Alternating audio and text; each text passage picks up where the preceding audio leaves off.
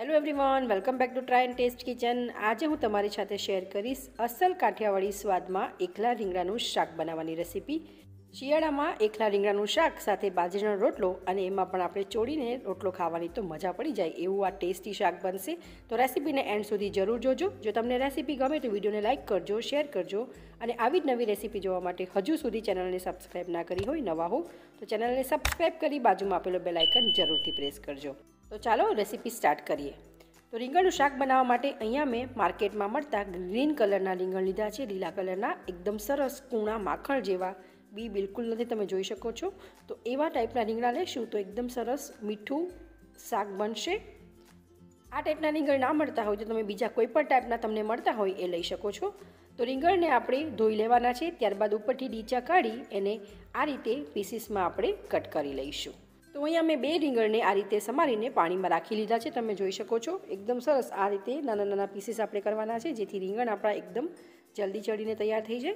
હવે આપણે રીંગણને સાઈડમાં રાખીશું।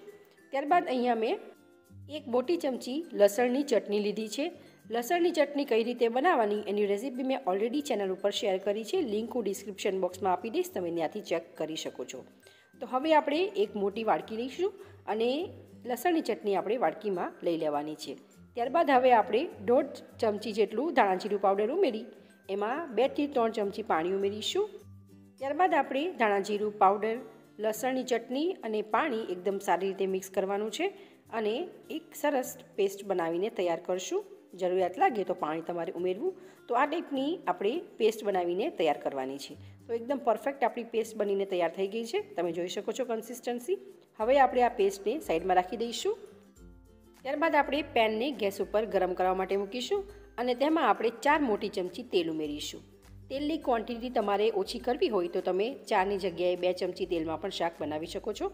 હવે આપણે તેલ ગરમ થાય ત્યારબાદ અડધી ચમચી જીરું, અડધી ચમચી રાઈ અને 1/4 ટીસ્પૂન હિંગ ઉમેરવાનું છે। રાઈ જીરું ફૂટી જાય ત્યારબાદ અહીંયા મેં એક મોટું દેશી ટામેટું ઉમેર્યું છે। દેશી ટામેટું અત્યારે શિયાળામાં આરામથી મળી જાય છે અને એનો ટેસ્ટ શાકમાં ખૂબ જ સરસ લાગે છે। ટમાટર તેલમાં એકદમ સરસ મિક્સ થઈ જાય ત્યારબાદ આપણે જે તૈયાર કરેલી પેસ્ટ હતી એ બધી જ પેસ્ટ આપણે ઉમેરી દેવાની છે અને ફરીથી આપણે ટમેટા સાથે એકદમ સારી રીતે મિક્સ કરી દઈશું। ટમાટરમાં ઓલરેડી પાણી હોય જ છે એટલે આપણે પાણી એડ કરવાની જરૂર નથી। ટમાટરને આપણે સોફ્ટ થાય ત્યાં સુધી કૂક કરવાના છે। તો લગભગ 2 મિનિટ બાદ તમે જોઈ શકો છો કે ટમાટર એકદમ સરસ સોફ્ટ થઈ ગયા છે। તો હવે આપણે જે રીંગણ કટ કરીને પાણીમાં રાખ્યા હતા એને પાણીમાંથી કાઢી આપણે ઉમેરી લેવાના છે અને સાથે આપણે મસાલો કરીશું। તો અહીંયા હું 1.5 ચમચી જેટલું કાશ્મીરી લાલ મરચું ઉમેરું છું, અડધી ચમચી હળદર ઉમેરીશું, સાથે આપણે સ્વાદ પ્રમાણે મીઠું ઉમેરવાનું છે। ધાણા જીરું પાવડર ઓલરેડી આપણે પેસ્ટમાં ઉમેર્યું હતું એટલે અત્યારે ઉમેરવાનું નથી। બધા જ મસાલાને એકદમ સારી રીતે મિક્સ કરી લેવાનું છે। તો તમે જોઈ શકો છો એકદમ સરસ કલર આવી ગયો છે શાકનો। બધા જ મસાલા રીંગણમાં એકદમ સરસ કોટ થઈ ગયા છે। હવે આપણે થોડી ધાણાભાજી ઉમેરી દઈશું જેથી ધાણાભાજીનો ટેસ્ટ શાકમાં ખૂબ જ સરસ આવશે। એને પણ આપણે વ્યવસ્થિત મિક્સ કરવાનું છે। હવે આપણે મિક્સ કરીને તેલમાં જ રીંગણને લગભગ 2 મિનિટ સુધી છવા દેવાના છે। તો 2 મિનિટ બાદ ખોલીને ચેક કરશું।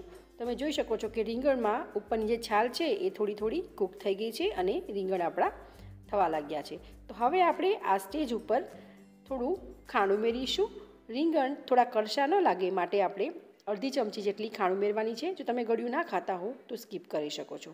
ખાંડ ઉમેરી એકદમ સારી રીતે મિક્સ કરવાનું છે। સાથે આપણા શાકમાં ગ્રેવી એકદમ પરફેક્ટ બને એના માટે હું અહીંયા 1 ચમચી માંડવી એટલે કે સિંગના દાણાનો ભૂકો ઉમેરું છું। કાચા શેકડા તમારી પાસે જે પણ હોય એ તમે લઈ શકો છો અને એનો આ રીતે ભૂકો કરી એને ઉમેરવા। તમારે એની ક્વોન્ટિટી વધુ રાખવી હોય તો રાખી શકો છો। એને પણ એકદમ સારી રીતે મિક્સ કરી આપણે પાણી ઉમેરવાનું છે। તો લગભગ અહીંયા આપણે 1 ગ્લાસ જેટલું પાણી ઉમેર્યું છે। જો તમને રિક્વાયરમેન્ટ લાગે તો તમે વધુ પાણી ઉમેરી શકો છો। પાણી ઉમેર્યા બાદ શાકમાં આપણે એક બોઇલ આવવા દેવાનો છે। બોઇલ આવી જાય ત્યારબાદ આપણે કવર કરીને લગભગ 10 થી 12 મિનિટ સુધી કૂક કરશું, પણ વચ્ચે વચ્ચે આપણે ખોલીને હલાવતા રહેવાનું છે। તો લગભગ 5 થી 7 મિનિટ બાદ ખોલીને વચ્ચે એકવાર હલાવી લેવાનું છે। રીંગણ મને કાચા લાગે છે તો ફરીથી આપણે મિક્સ કરી કવર કરી અને 5 મિનિટ સુધી વધુ કૂક કરશું। તો 5 મિનિટ બાદ હવે આપણે રીંગણને ચેક કરશું। એકદમ પરફેક્ટ ગ્રેવી બની ગઈ છે, રસો એકદમ પરફેક્ટ છે। થોડા રીંગણને આપણે આ રીતે ચાકુ વડે કટ કરીને ચેક કરી લઈશું। તો રીંગણ એકદમ પરફેક્ટ છે, તમે જોઈ શકો છો। તો શાક આપણું એકદમ ટેસ્ટી એવું બનીને તૈયાર થઈ ગયું છે। તો ઉપરથી આપણે ઝીણી સમારેલી ધાણા ભાજી ઉમેરીશું। તો શિયાળાની ઠંડીમાં બાજરીના રોટલા સાથે ખાવાની મજા પડી જાય એવું અસલ કાઠિયાવાડી એકલા રીંગણનું શાક બનીને તૈયાર થઈ ગયું છે। એને આપણે સર્વિંગ બાઉલમાં સર્વ કરશું। તમે પણ એકવાર આ રીતે ઘરે જરૂર બનાવજો અને કેવું બને છે એ તમારા ફીડબેક મને કમેન્ટ કરી જરૂર જણાવજો। જો તમને રેસીપી ગમી હોય તો વિડીયોને લાઇક કરજો, શેર કરજો, ચેનલને સબસ્ક્રાઈબ કરજો। તો ચાલો ફરી મળીશું એક આવી જ નવી રેસીપી સાથે। Thank you for watching.